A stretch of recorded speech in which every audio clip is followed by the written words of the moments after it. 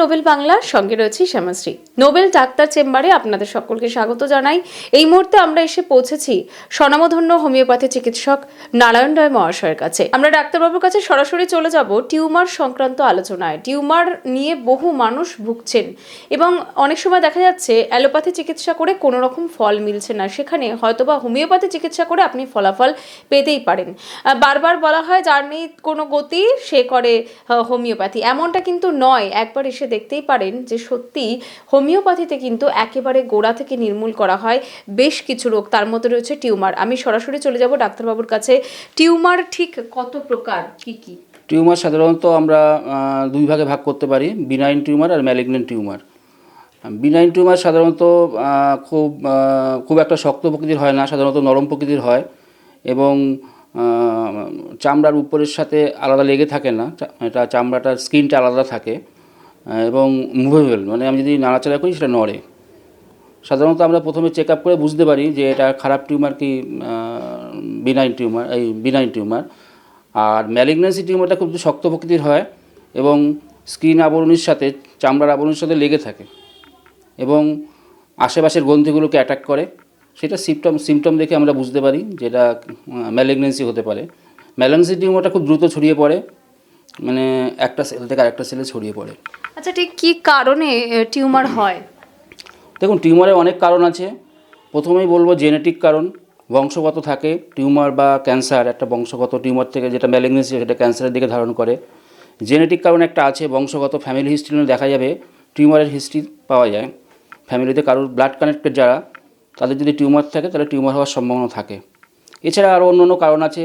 Overweight, যাদের অত্যধিক overweight তাদের টিউমার আক্রান্ত হতে পারেন।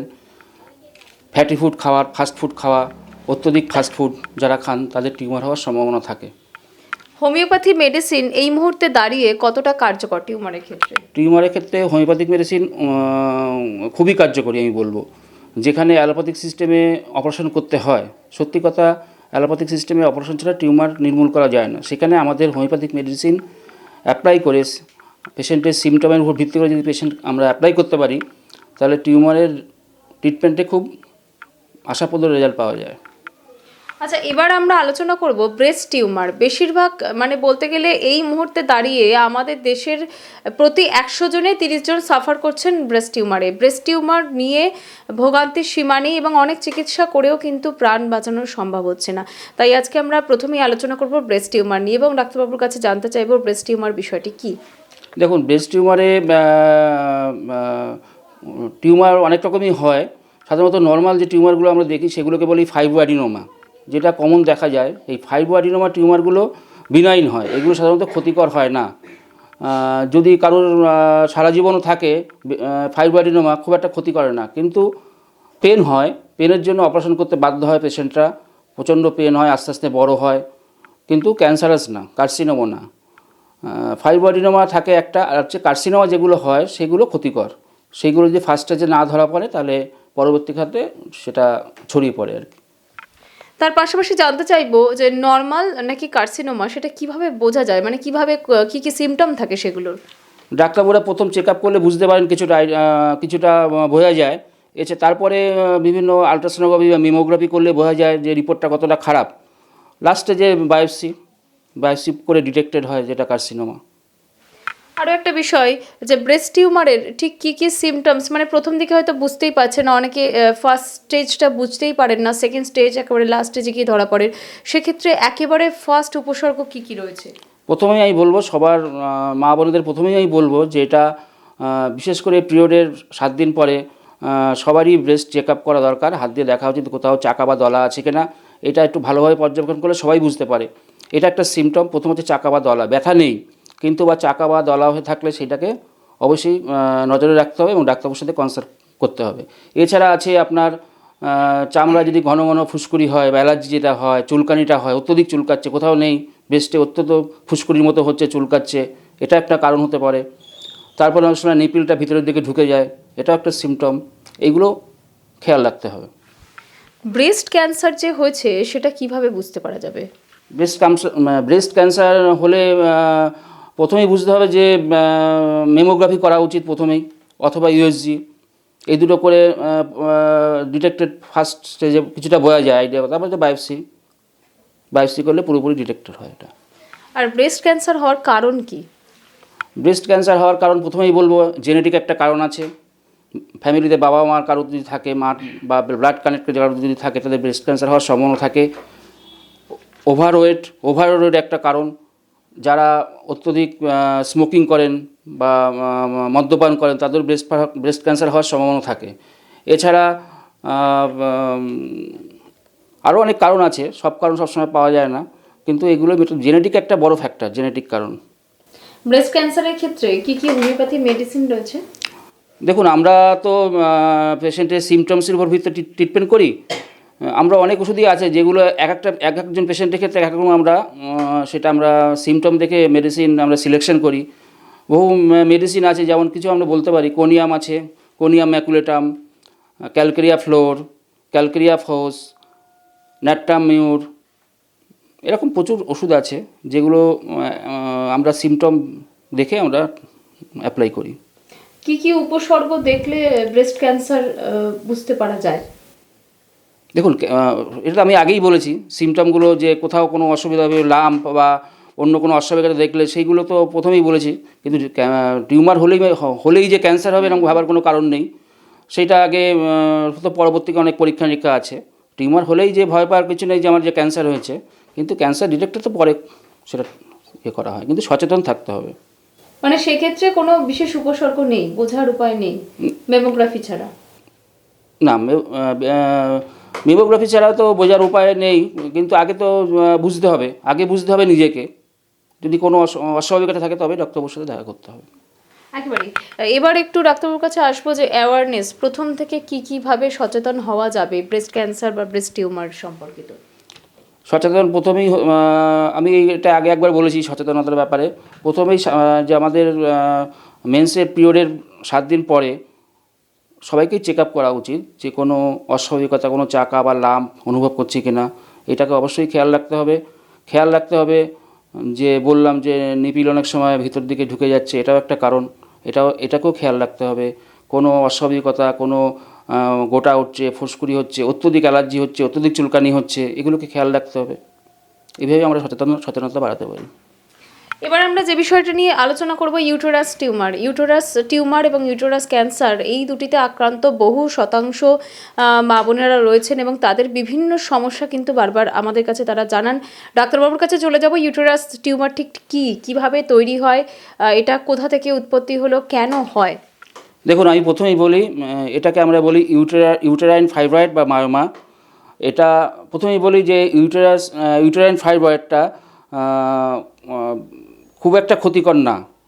যেটা ব্রেস্ট ক্যান্সারের কাছে সম্ভাবনা থাকে, ইউটেরাইন ফাইব্রয়েড থেকে ক্যান্সার হওয়ার সম্ভাবনা ঝুঁকি খুব কম থাকে, তবুও কিছু পার্সেন্টেজ হয়।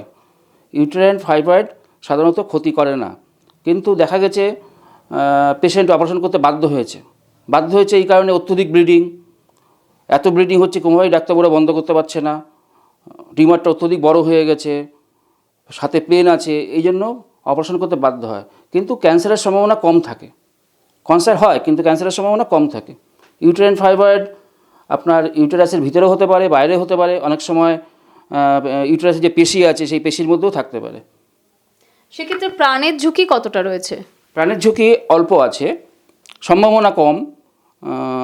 আগেই বলেছি ক্যান্সারের সম্ভাবনা কম থাকে, তবে কেন ইউটেরাইন ক্যান্সারও হচ্ছে, এখন ইউটেরাইন ক্যান্সারও অনেক দেখা যাচ্ছে, তবে সম্ভাবনা কম। প্রথম উপসর্গ কি রয়েছে? প্রথম উপসর্গ আপনার পিরিয়ডটায় হেভি ব্লিডিং হবে, হয়তো মাসে 2 বার হচ্ছে এবং 10 দিন 15 দিন লাস্টিং করছে। অ্যাবডোমিনাল পেইন, তলপেটে প্রচণ্ড ব্যথা, কোমরে ব্যথা, এগুলো প্রাথমিক উপসর্গ। আচ্ছা, সেক্ষেত্রে ইউটেরাস ফাইবার থেকে যে সমস্যা হতে পারে, সেক্ষেত্রে হোমিওপ্যাথিক কি মেডিসিন রয়েছে? হোমিওপ্যাথিক মেডিসিনে ওখানে আমরা অনেক মেডিসিন আছে, থুজা আছে, ন্যাট্টাম মিউর আছে, ক্যালকেরিয়া কার্ব আছে, ল্যাকেসিস আছে, এরকম প্রচুর মেডিসিন আছে। সেগুলো তো আমরা সিমটম দেখে দিই, সিমটম দেখে যেটা সিলেকশন করবো সেইটাই আমাদের আসে। প্রথম থেকে কি উপসর্গ দেখলে বুঝতে পারবে যে ইউটেরাসে ক্যান্সার হচ্ছে? দেখুন, এটা একটা সত্যি কথা বলবো যে ইউটেরাসে ফাইব্রয়েড প্রথম কথা বোঝা যায় না। ইউটেরাইন ফাইব্রয়েড জরায়ুতে টিউমার হলে অনেক পেশেন্ট প্রথমে বুঝতে পারে না, কোনো উপসর্গ থাকে না। যদি ছোট আকারে থাকে প্রথমে কোনো উপসর্গ থাকে না। অনেক সময় দেখা গেছে অন্য সমস্যার জন্য দেখা গেল ইউএসজি করা হলো, তখন দেখা গেলো তার ইউটেরাসে ছোট একটা টিউমার হয়েছে। এইভাবে টিউমার থাকলেই যে ম্যালিগন্যান্ট তাই তো নয়। তো সেক্ষেত্রে যদি ম্যালিগন্যান্ট হয় টিউমারটা, কত পার্সেন্ট সেটা সেরে যাওয়ার আশঙ্কা মানে সেরে যাওয়ার সম্ভাবনা রয়েছে, আর কত পার্সেন্ট সেটা ভায়োলেন্ট হতে পারে? টিউমার 95%, 96% এটা হচ্ছে বিনাইন ইউটেরাইন ফাইব্রয়েড। 5 থেকে 6% বা 4 থেকে 5% বলবো আমি কার্সিনোমার সম্ভাবনা থাকে। হোমিওপ্যাথিক ট্রিটমেন্ট করলে ইউটেরাইন ফাইব্রয়েড পুরোপুরি কিওর করা যায়। একটু সময় লাগে কিন্তু পুরোপুরি কিওর করা যায়। যদি ছোট অবস্থা থাকে তাহলে খুব তাড়াতাড়ি রেজাল্ট পাওয়া যায়। তাহলে সেক্ষেত্রে অ্যালোপ্যাথি ক্ষেত্রে আমরা দেখেছি যে ইউটেরাস টিউমার বা ইউটেরাস ক্যান্সারের ক্ষেত্রে কিন্তু ইউটেরাস রিমুভালের কথা বলা হয়, যে ক্ষেত্রে অপারেশনটা একদম মাস্ট করে দেওয়া হয়। সেক্ষেত্রে ডাক্তারবাবু বলছেন যে হোমিওপ্যাথি ট্রিটমেন্ট সেখানে কিন্তু রিমুভালের প্রয়োজন নেই, সেখানে একেবারে হোমিওপ্যাথি চিকিৎসার মাধ্যমে সমস্ত বা একেবারে সম্পূর্ণভাবে সুস্থ হওয়া সম্ভব এই ইউটেরাস ক্যান্সার থেকে বা টিউমার থেকে। তাহলে হোমিওপ্যাথি ট্রিটমেন্ট আজকের দিনে দাঁড়িয়েও কতটা সফল আপনাদের সামনে তুলে ধরার চেষ্টা করছি।